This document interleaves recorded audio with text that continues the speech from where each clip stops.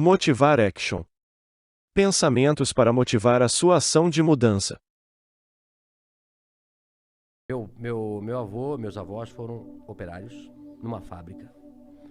Meus pais foram operários numa fábrica. E eu fui operário na mesma fábrica durante 7 anos. Eu me lembro que na nossa época, eu tenho 58 anos de idade, né? E na época todo mundo entrava com 14 anos de idade a trabalhar, que também não morria ninguém. Era normal, né? Eu vejo muitos pais reclamando, inclusive donos de negócio, dizem, eu queria botar meu filho a ser garçom, a atender a mesa, mas não pode. Se vier algum fiscal aqui, me multa, né? Antigamente ninguém morria por trabalhar. Isso também tá errado. Então, o meu pai, eu sempre fui muito estudioso, eu sou disléxico, né? Disléxico é a dificuldade de aprender a ler nos primeiros anos. Tu também? Sim, eu tenho muita dificuldade em ler. Eu também. Nossa, muito difícil. A professora, quando dizia assim, Luciano, continua a leitura. Eu já ia na aula de português tremendo. Eu já ia mal para a aula de português. Eu sempre fui péssimo em português e ótimo em matemática. Eu sempre aprendi a multiplicar e a somar.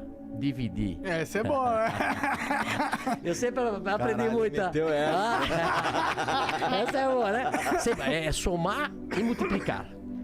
Dividir e diminuir, não aprendi nada. Agora, eu era péssimo em português. E não entendia, porque se eu era bom em matemática e não era burro, né? Por que quando eu ia na aula de português, aquilo me passava mal, amanhã tem aula de português. E aí a professora, eu acho que na 5ª série, 6ª série, a professora disse, Luciano, continua a leitura. Eu não ia, não. E os outros meus amiguinhos lendo atrasômetro, a burocracia. Começava a gaguejar, o pessoal começava a rir. E aí, eu não entendia. Aí eu pensei, o que eu vou fazer? E eu comecei a estudar em casa. Eu comecei a ler gibi na época, né? Livro, tudo que jornal, tudo. Eu vou tentar aprender a ler para eu não passar vergonha na coisa. E isso foi durante até os 12 anos de idade. Então eu sempre falo, né? Eu aprendi a ler só com 12 anos de idade. Imagina se eu tivesse aprendido com 7 anos, né? Esse era o Bill Gates. Tava melhor ainda, né? Tava melhor ainda. Tá com uma carinha então, assim, quem é disléxico, quem tem filho disléxico, tá? Ele não é burro, ele não é malandro. Ele aprende de maneira diferente, né? Procura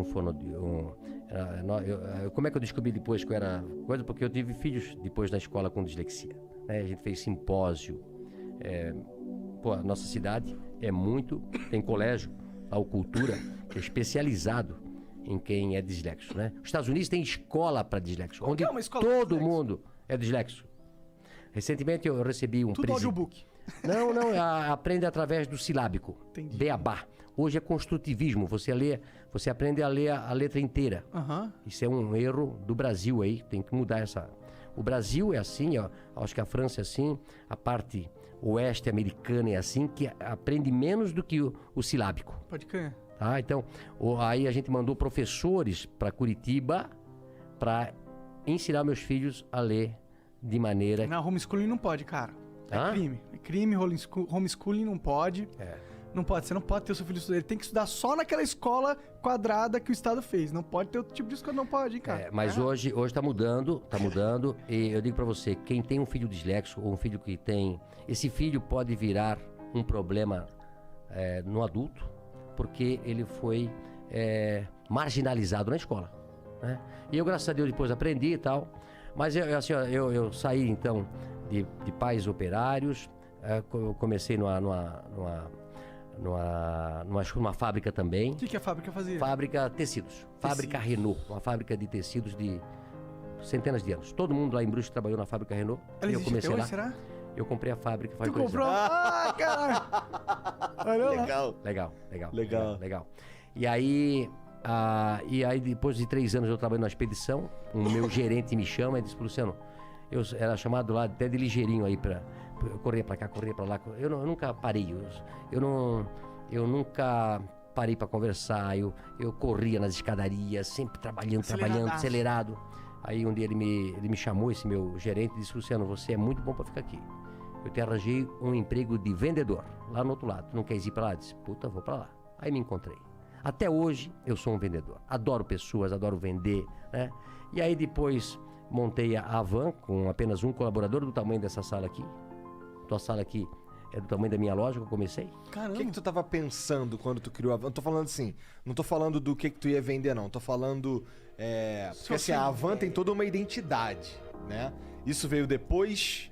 Não veio nessa primeira loja? Não, a loja num bairro, né? Aliás, antes de começar a Van, como eu fui vendedor, eu passei a vender tudo que se fabricava na loja, na empresa, que era uma empresa de 5 mil colaboradores, grande. E também o carro da diretoria, a sucata, tudo que tinha na Van, era eu que na Renault na época, Sim. eu vendia. Até achei, eu tô com um diretor que está lançando um livro na semana que vem, tem 80 e poucos anos, e ele conta no livro uma história que aconteceu. Ele tinha um Galaxy, você lembra do Galaxy? Carro? Um carro, Galaxy. Por exemplo, no Brasil tinha 5, 6 carros. Um Galaxy, um Opala, uma Kombi e um Fusca. Pode crer. Certo? Né? E na época, os diretores tinham um Galaxy. Né? E aí, quando ele comprou um outro Galaxy, sobrou um Galaxy lá para vender. E quem chamaram? O Luciano, para vender o Galaxy. Né? E aí, eu sabia que tinha um cara em Brusque que tinha um Galaxy, mas não tinha ar-condicionado. Eu disse, eu vou ganhar 2 vezes aqui. Né? Eu disse pro dono do cara, vamos vender o ar-condicionado, que vale uma fortuna, e depois nós vendemos o Galaxy. Né? E fizemos isso. Arranjei, vendi pro... E o cara era bem gordo, Telmo Rosinski, que eu nunca me esqueço, lá de Brusque, bem gordo. Então, eu vendi o ar-condicionado, tirei o ar-condicionado, vendi o ar-condicionado quase que o preço do Galaxy, e depois vendi o Galaxy. Foi um sucesso. Né? Até hoje eu não esqueço disso. Né? Então, assim, depois disso, eu montei primeiro uma tecelagem de toalha, em 1984, com 22 anos de idade. Da hora. 22 anos de idade. E depois eu montei a Por que você Van. tinha esse negócio de montar empresa? Porque seu pai e sua mãe, eles eram operários. Eles tinham alguma coisa de montar empresa, né? Dentro deles? Não, e meu pai dizia assim, Luciano, eu começava das 7 da manhã às 5 da tarde. E meu pai trabalhava das 5, 1h30. E aí, antes de eu ir pro escritório onde eu trabalhava, eu passava no lugar que meu pai trabalhava, que era um subsolo. Trabalhou 42 anos num porão. Meu pai. Caralho. 42 anos. Vitamina D faltava bastante. Pô, coitado. E aí, eu dizia, pai, agora eu vou montar uma empresa pra mim. Ele disse, estás doido, Luciano? Eu tô aqui a vida toda de operário. Tu já tá naquele escritório bonito ali. Fica ali, o emprego teu é bom. Olha só, pai. O pai passou a vida toda aqui. Eu disse, não, pai, eu vou montar um negócio pra mim. Mas da onde você tinha isso? Por que você queria montar? Você tinha visto Eu um acho filme? que feeling... como é que vocês montaram esse negócio aqui? Eu vi os gringos fazendo. É igual, né? Conhecimento. Eu digo que o conhecimento vale mais do que um diploma. Não é isso? Total. Não é a faculdade que te vai fazer. É o teu conhecimento, a tua força de vontade. E eu disse, pai, eu vou montar uma tecelaginha e vai dar certo. Aí montei uma tecelaginha, depois tirei meu pai da fábrica e botei ele a trabalhar comigo. Que da hora. Esse deve ter sido um dia da hora. Mas você já pagando salário pra ele ou ele foi com uma aposta? Claro. Assim? Não. Eu fiquei um pouquinho melhorzinho, né? Entendi. Porque no começo, eu até falo hoje sobre ser empresário, né? Eu soube que aqui vocês também, quando começaram, dá prejuízo. Não, Porra. Né? 2 anos de prejuízo. Tu começa, não tem hora pra trabalhar, não tem dia pra trabalhar, não paga hora extra pra gente e muitas vezes dá prejuízo. E muitas vezes você quebra e perde tudo que tinha. Né? É verdade. Então, como eu tinha 22 anos de idade, eu vou tentar. Não tinha namorado, não tinha casado ainda, nada. E a tecelagem foi muito bem, tirei meu pai da fábrica. E aí depois, 2 anos depois, montei a Van, 1986, com 24 anos. Eu e Vanderlei, a Van, Hang e Vanderlei, um sócio que eu tive durante 5 anos. Entendi. Mas o que aconteceu com a tecelagem? Ela cresceu? Não, aí você a vendeu? tecelagem trabalhei durante até 90 e pouco, uns 10 anos. Tendo a van junto. E junto, né? Entendeu? E depois eu vendi a tecelagem. Entendi. Quem que era esse seu sócio aí do começo? Vanderlei. Quem que... Era um supervisor de vendas que trabalhava comigo na Renault. Entendi. Aí ficamos 5 anos juntos, separamos, ele tem a empresa dele hoje e a Van continuou. Pode crer, ele meio que comprou tua parte, é isso? Não, A parte dele. não, na realidade a gente dividiu, ele fez a Vantex e eu continuei com a Van. Pode crer. O que faz a Vantex? A Vantex vende tecido ainda hoje. Entendi. É. Pode crer. E aí, como que foi essa primeira loja? Me imagino que deve ser legal pra você ter um negócio físico, receber clientes. É diferente da tecelagem que você fazia antes, que é negócio pra empresas, né? A tecelagem você vende pra alguém vender, né? Isso. E também é engraçado o seguinte, olha só. Eu comecei a tecelagem fazendo tecido para roupa de cama.